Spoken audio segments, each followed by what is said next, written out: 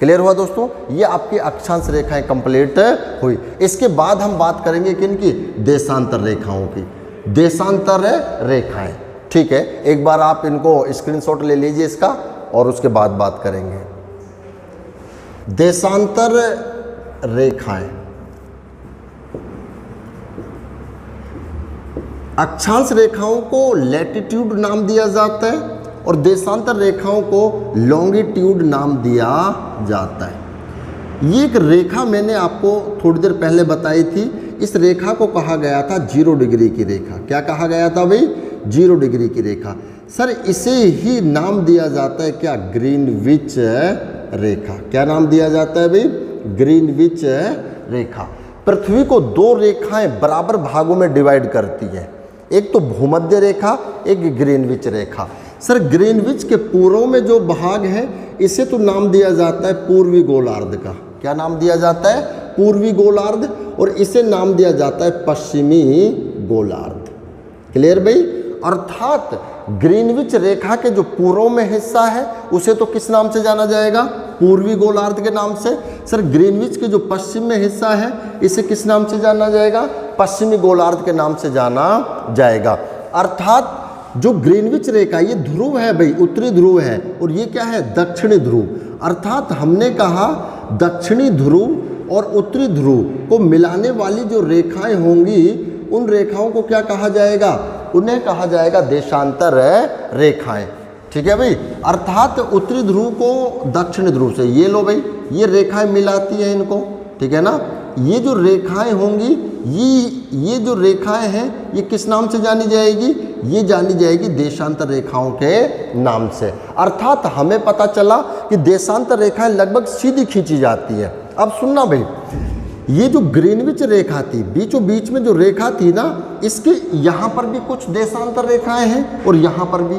Sir इधर जो देशांतर रेखाएं हैं वो तो कहलाएंगी पूर्वी देशांतर, और इस देशांतर के जो पश्चिम में रेखाएं हैं उन्हें कहा जाएगा पश्चिमी देशांतर। हमें पता चला कि देशांतर रेखाएं या तो पूर्वी होती हैं या पश्चिमी होती हैं। क्लियर? सर अक्षांश रेखाएं या तो उत्तरी थी या दक्षिणी थी, देशांतर या तो पूर्वी या पश्चिमी। कोई भी उत्तरी देशांतर नहीं होती और कोई दक्षिणी देशांतर नहीं होती। सर देशांतर रेखाएं किधर से किधर खींची जाती है? उत्तर से दक्षिण या दक्षिण से उत्तर। ठीक है? इसकी दूसरी परिभाषा हम कह सकते हैं कि ध्रुवों को मिलाने वाली रेखाएं क्या कहलाएंगे भाई? देशांतर रेखाएं कहलाएंगी। देशांतर रेखाओं की संख्या होती है 360, ये याद रखना। अक्षांश रेखाओं की संख्या थी 180, देशांतर रेखाओं की संख्या कितनी है? 360। ये मूल कुल कुछ नहीं होती भाई। जिस तरीके से अक्षांश रेखाएं मूल थी, कुल थी, ऐसा था, देशांतर रेखाओं के साथ ऐसा कुछ भी नहीं है। देशांतर रेखा डायरेक्ट क्वेश्चन पूछता है भाई देशांतर रेखाएं संख्या में कितनी होती हैं? 360।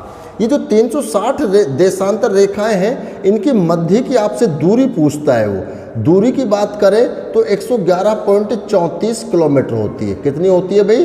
111.34 किलोमीटर। कई जगह ये 111.32 किलोमीटर मिल सकती है। अब सुने भाई, ये जो दूरी है 111.34 किलोमीटर की, ये दूरी घटती बढ़ती है। अक्षांश रेखाओं की दूरी हमेशा क्या थी? समान थी। वो ना तो घट रही थी ना बढ़ रही थी। लेकिन सर देशांतर रेखाओं की दूरी घटेगी भी और बढ़ेगी भी। ठीक है, देख लेते हैं। ये एक रेखा कौन सी है? भूमध्य रेखा। भाई भूमध्य रेखा तो थी है, तो ये जो भूमध्य रेखा थी आपकी, यहाँ पर तो ये दूरी होती है बिल्कुल समान। क्वेश्चन पूछा जाता है कि देशांतर रेखाओं की दूरी कहाँ पर समान होती है? तो यह होती है भूमध्य रेखा पर। कहाँ पर समान होगी? भूमध्य रेखा पर। लेकिन भूमध्य रेखा से ध्रुवों की ओर आने पर, जैसे हम नीचे चलेंगे भूमध्य रेखा से, या भूमध्य रेखा से हम कहाँ चलेंगे? ऊपर चलेंगे, तो ये दूरी घटती है। क्लियर हुआ ना? क्वेश्चन याद रखना भाई। भूमध्य रेखा से ध्रुवों की ओर जाने पर दूरी घटेगी, और हम ध्रुवों से अगर भूमध्य रेखा की ओर आएंगे तो यह दूरी बढ़ती है। ठीक है? क्वेश्चन पूछा जाता है किस ओर आने पर दूरी बढ़ेगी? तो ध्रुवों से किधर? भूमध्य रेखा की ओर आने पर बढ़ेगी। किस ओर जाने पर घटेगी, तो भूमध्य रेखा से ध्रुवों की ओर आने पर दूरी घटती है। समान कहाँ रहती है दूरी भाई? समान रहती है भूमध्य रेखा पर। देशांतर रेखाओं की जो दूरी होती है वो कहाँ पर समान होती है? भूमध्य रेखा पर। सर इस दूरी को जिस तरीके से अक्षांश रेखाओं की मध्य की दूरी क्या कहला रही थी? जॉन कहला रही थी। तो देशांतरों की मध्य की दूरी को गोरे कहा जाता है। क्या कहा जाता है भाई? गोरे कहा जाता है। क्वेश्चन पूछ लेगा अक्षांश रेखाओं की मध्य की दूरी क्या कहलाएगी? जॉन। क्वेश्चन पूछे कि देशांतर रेखाओं की मध्य की दूरी क्या कहलाती है? गोरे कहलाती है। याद रखना भाई, देशांतर रेखाओं से समय का निर्धारण किया जाता है। Very important. इनसे जो निर्धारण किया जाता है वो निर्धारण किसका किया जाता है? वो समय का निर्धारण किया जाता है। किसका निर्धारण किया जाता है? समय का निर्धारण किया जाता है। ठीक है कि देशांतर रेखाओं से किसका निर्धारण होगा? समय का निर्धारण। कहाँ पर कितने बजे हैं? अक्सर हम देखते हैं कि जो हमारा दिन रात होता है वो 24 घंटे का ही होता है। ठीक है, अक्सर हम देखते हैं कि 24 घंटे के ही दिन रात होते हैं। 12 घंटे का दिन, 12 घंटे की क्या होती है? रात। तो हमने कह दिया कि एक दिन कितने टाइम का हुआ? 24 घंटे का। कि आपने कभी सोचा है कि ये जो देशांतर रेखाएं होंगी इनसे ही क्यों निर्धारण किया जाता है दिन रात का? या जो दिन होता है वो 24 घंटे का ही क्यों होता है? वर्ष जो होता है हम कहते 365 दिन का एक वर्ष होता है। कभी आपने सोचा है कि 365 दिन का ही वर्ष क्यों हुआ? ये 470 दिन का वर्ष क्यों नहीं हुआ? 500 दिन का वर्ष क्यों नहीं हुआ? दिन 24 घंटे का ही क्यों होता है? ये दिन जो है ये 30 घंटे का क्यों नहीं हुआ?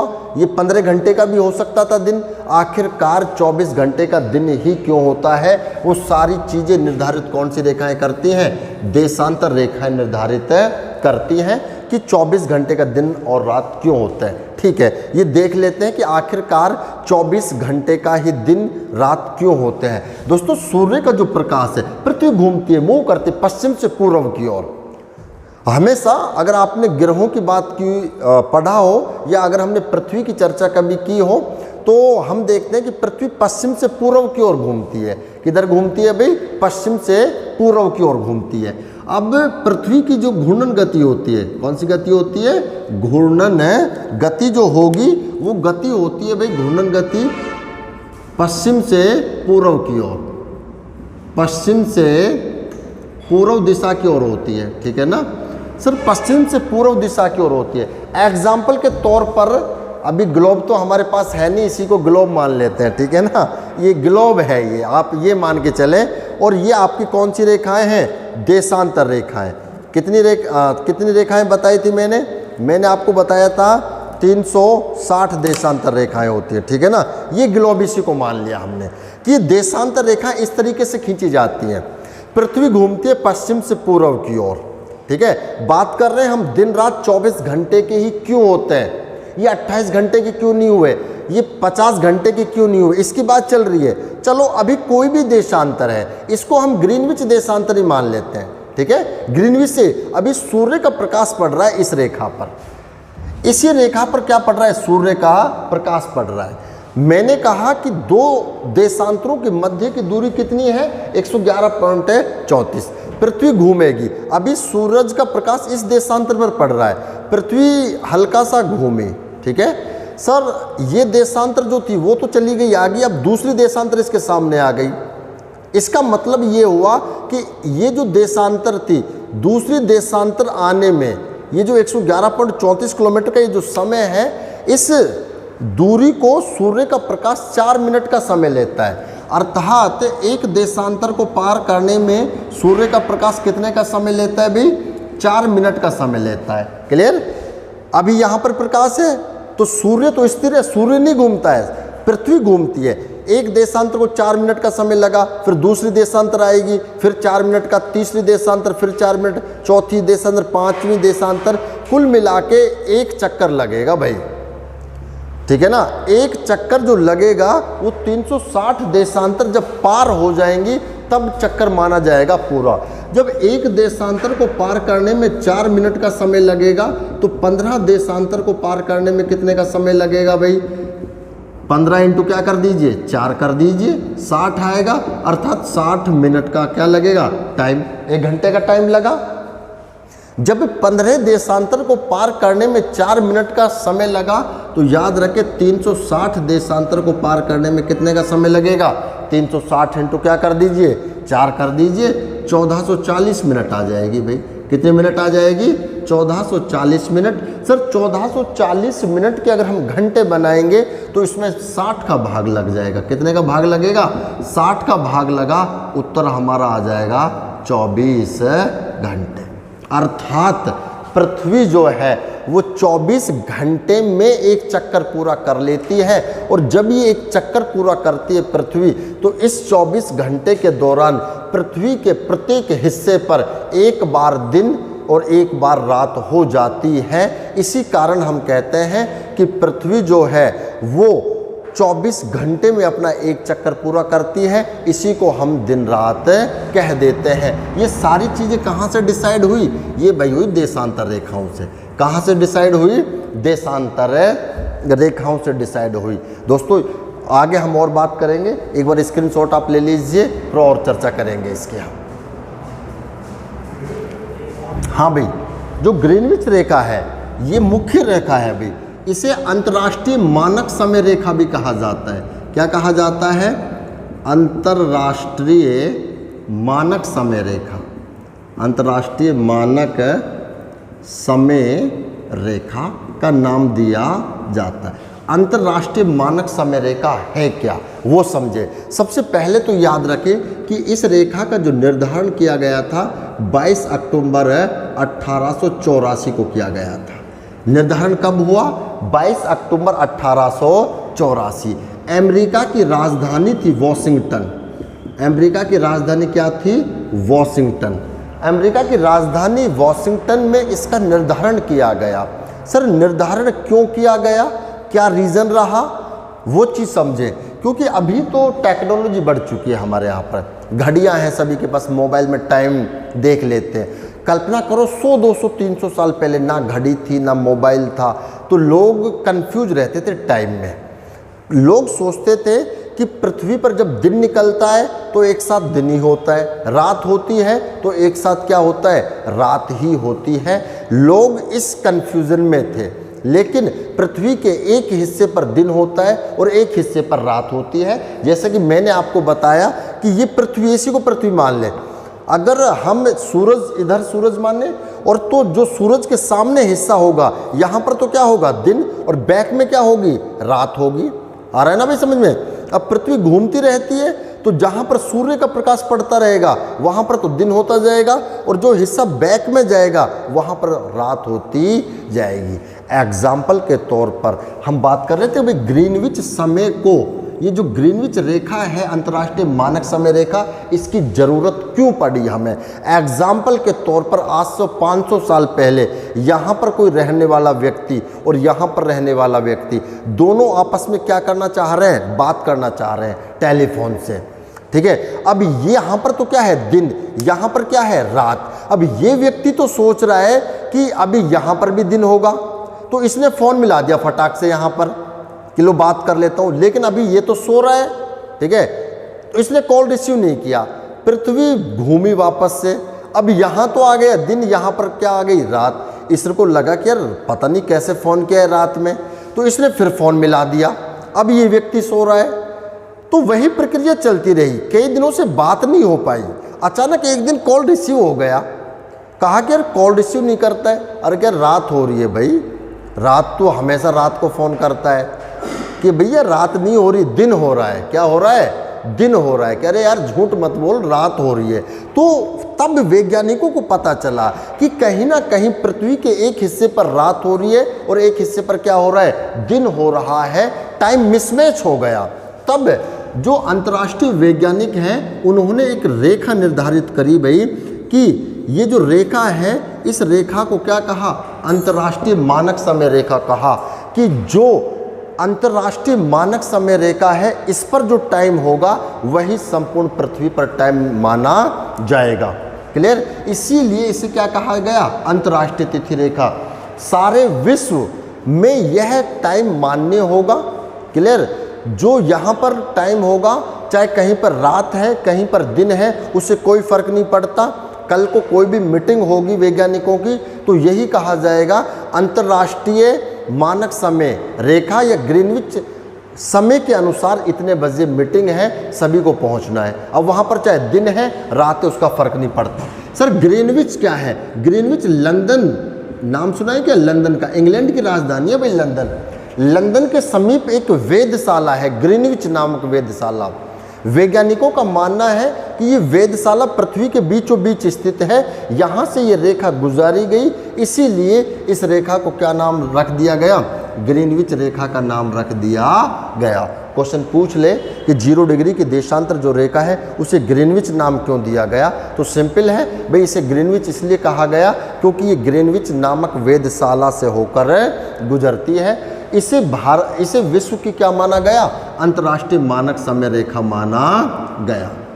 ठीक है, चलो और बात कर लेते हैं। सर भारत पूर्वी गोलार्ध में स्थित है। अंतर्राष्ट्रीय रेखा की अगर हम बात करें तो भारत कहाँ पर स्थित है भाई? पूर्वी गोलार्ध में स्थित है। क्लियर? सर भारत इस टाइम जोन से 5.5 घंटा आगे है भाई। भारत का जो समय है ना, कितने घंटा आगे है? 5 घंटा 30 मिनट आगे है। कई बार क्वेश्चन पूछता है कि जो ग्रीनविच समय है उससे भारत किस दिशा में है?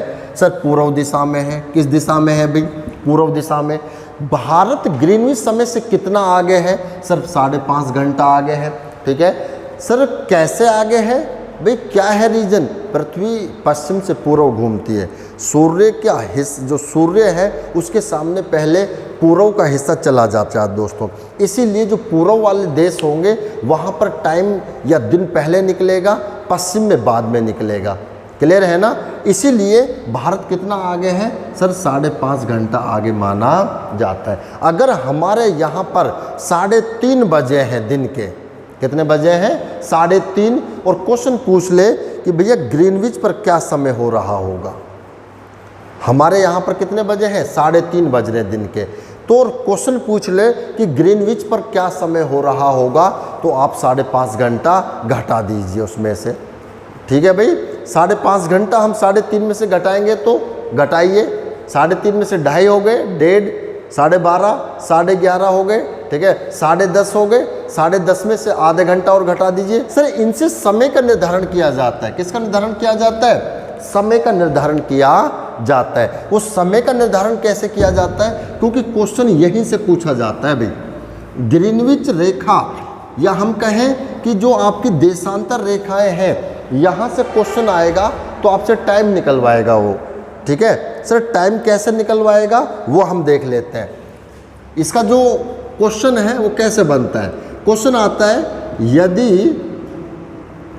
ग्रीनविच रेखा पर, यदि ग्रीनविच रेखा पर दिन के 1 बजा है या 1 बजे है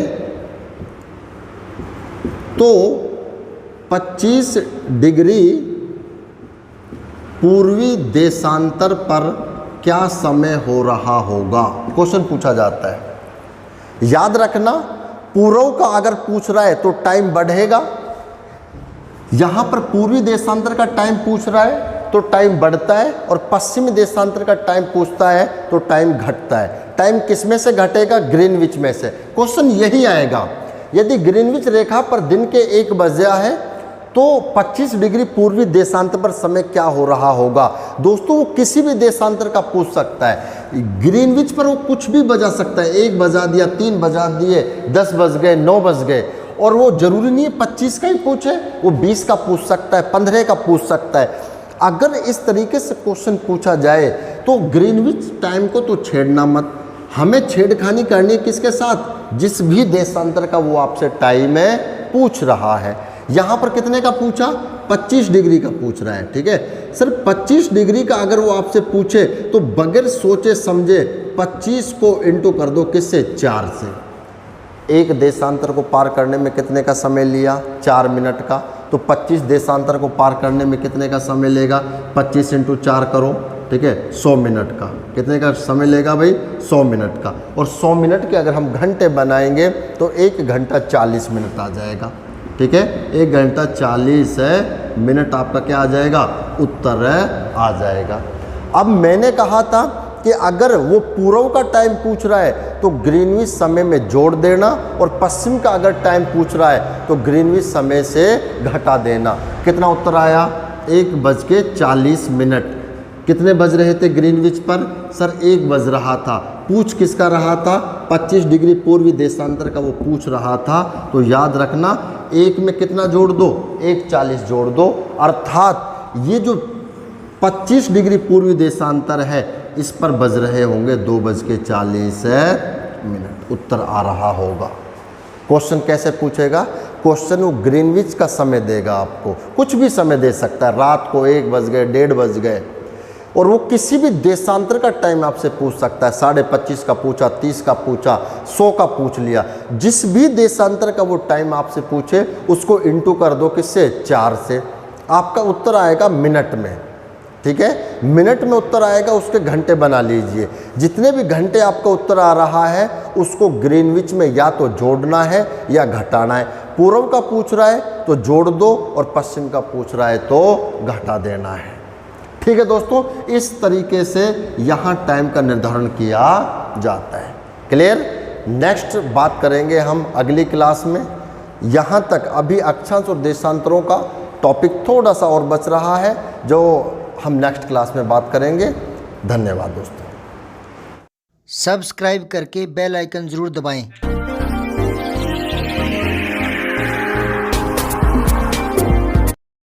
जय हिंद, विजय हिंदी।